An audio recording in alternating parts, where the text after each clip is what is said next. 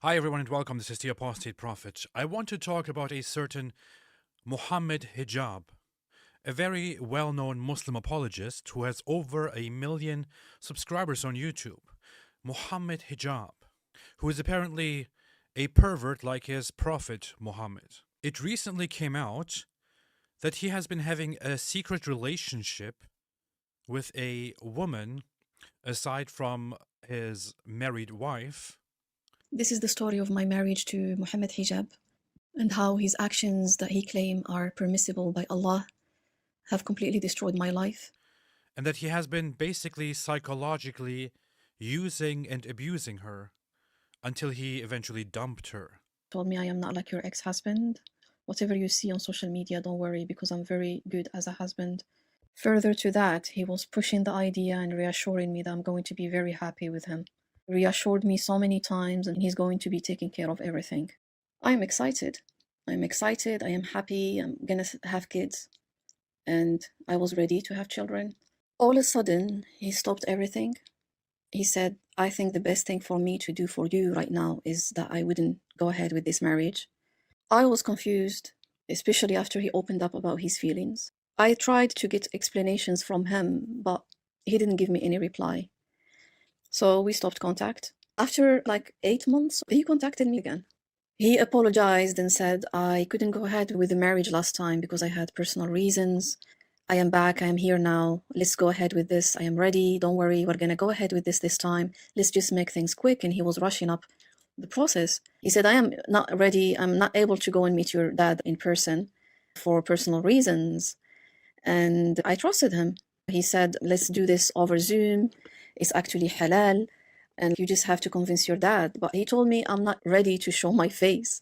I was confused. After he lied to her forever, made empty promises. One of the sickest things about this is that Mohammed Hijab actually made a video a short while ago where he made ridiculous claims, such as that Elon Musk or somebody on behalf of Elon Musk was actually threatening him. Recently, I have received a threat through someone who knows Elon Musk very well, who is in contact with Elon Musk, documented public contact with Elon Musk. And that threat was essentially a blackmail. Yes, you heard it right.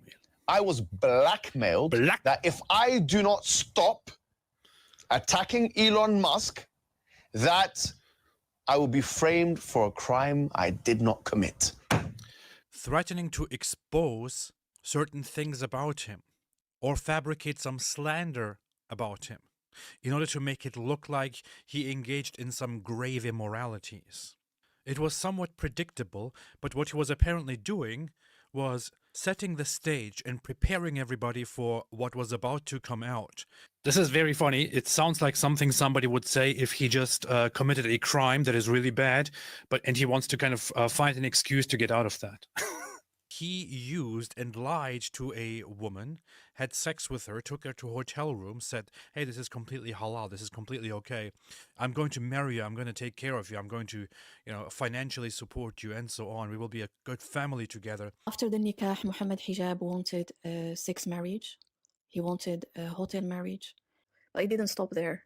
There was more to come. He told me, listen, just act like a girlfriend. We're going to have like a boyfriend-girlfriend relationship. Don't worry, it's halal. We're married now. But he just lied to her and abused her and used her for sex. And then basically dumped her without telling his wife and his family that he has at home. You're going to get used to this situation. It's halal. There is nothing wrong with it. Why are you making things difficult? Don't worry, I'm going to try not to get you pregnant.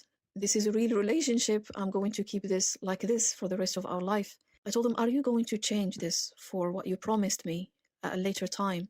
He said, no, this arrangement works the best for me, and I have no intention of changing it. As soon as he said that, I asked for divorce. He confirmed that he had no intention of paying the bills or the rent. He said, you didn't ask me for that when we were getting married.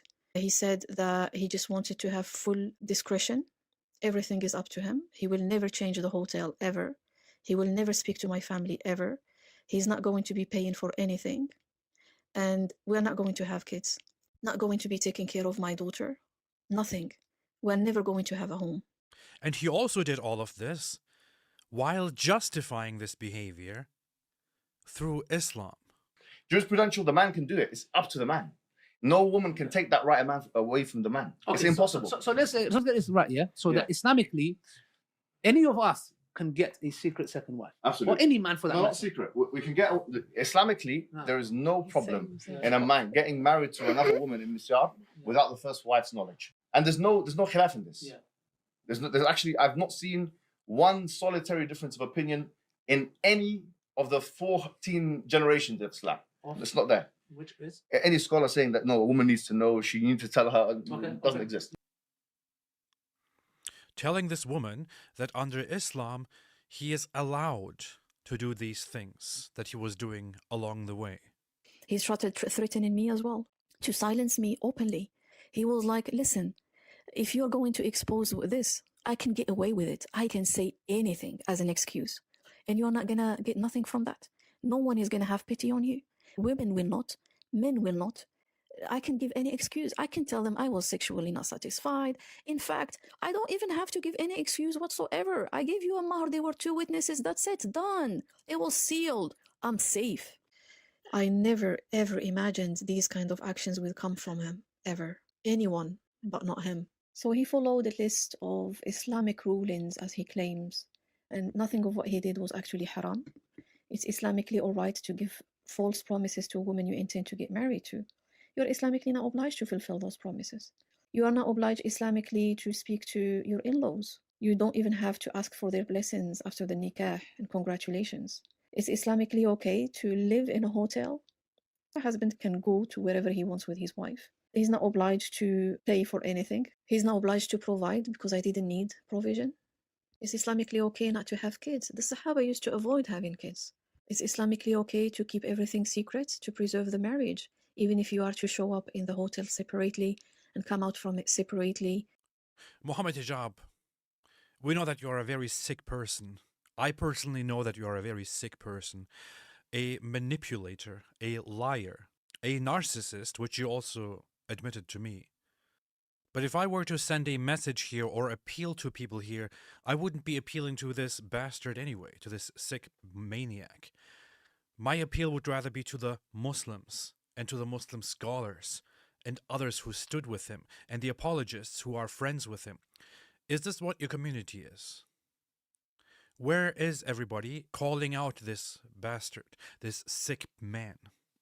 Is this how Islam represents itself? Is abusing women... I'm sorry, that was a dumb question. Of course, abusing women is normal under Islam. But is abusing women like this and lying to them, and even abusing fellow Muslims and justifying with Islam, is this okay? Is the Ummah going to take care of this? Or will this be swept under the rug?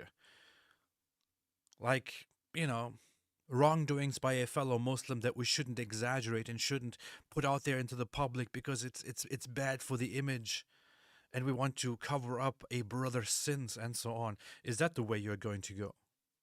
This is the problem. Mohammed Hijab acts like his prophet Mohammed, the pervert. He doesn't care about honesty. He doesn't care about integrity. He uses women. He's a pervert. He is quite sick, probably has mental problems, can hardly control himself, is a narcissist, because Islam doesn't make you a good person. Islam doesn't teach you to be a good person like that other good person that you take as an example. The example that you have is Muhammad, who was a pervert, a maniac, a rapist, a murderer, a pedophile, and so on. And in Islam, you're basically taught to follow these rules, this set of laws, and if you violate them, you will be punished by Allah. And if you keep them, then you will be rewarded by Allah. It is basically a very primitive way to train dumb animals. It's not a way to raise people who are good. This is the problem with Islam. These are the fruits right here. You destroyed my life. I had da'wah projects. I was working with 10 sisters. I was doing my da'wah work. I was taking care of myself. I was ready to get married to a real man, someone who's really going to be caring for me and my daughter. I wanted to have kids. I had ambition. I had emotions. I had love. I had trust. I had belief. You destroyed absolutely everything. You took away my health. You took away everything from me. What's wrong with you people, man? Shame on you. You people are sick. Shame on you, Mohammed Hijab, and all those who support somebody like this guy. You people are sick. Stay away from Islam.